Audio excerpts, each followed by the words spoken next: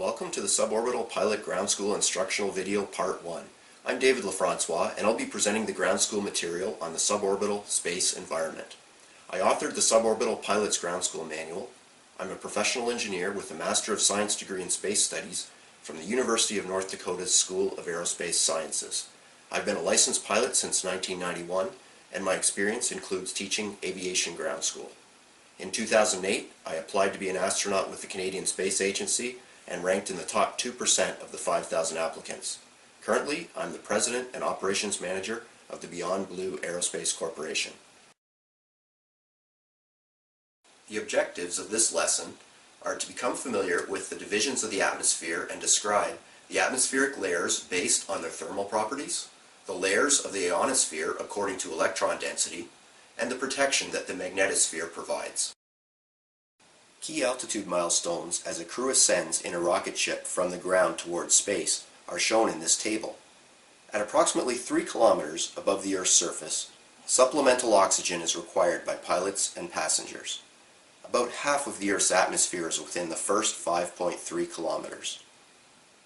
By 16 kilometers, supplemental oxygen can no longer sustain human life, and a pressurized suit or cabin is required. Space weather can impact the performance and safety of a spacecraft and its crew. For this reason, suborbital pilots need to be familiar with space weather and know where to obtain space weather observations and forecasts. In this lesson, you'll learn about the following space weather elements: solar activity, geomagnetic conditions, ionospheric conditions, atomic oxygen, meteoroids and debris, and where to obtain space weather information services. Question number 13. The main risk from an ionospheric storm is A. Increased temperature, B. Radio blackout, C. Atomic oxygen impact, or D. Decreased visibility. The answer is B. Radio blackout. Question number 14. Atomic oxygen is most predominant at altitudes of about A. 100 to 300 kilometers during low solar activities, B.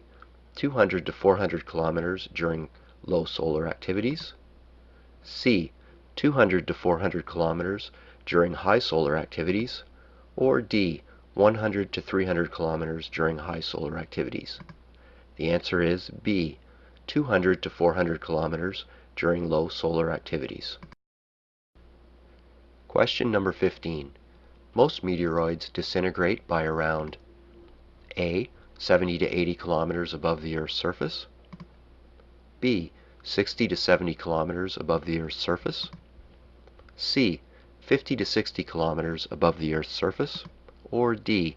40 to 50 kilometers above the Earth's surface. The answer is A. 70 to 80 kilometers above the Earth's surface. This concludes the threshold knowledge test for this ground school. I recommend that you review the ground school lessons periodically and repeat this threshold knowledge test to help you retain the information that's been presented.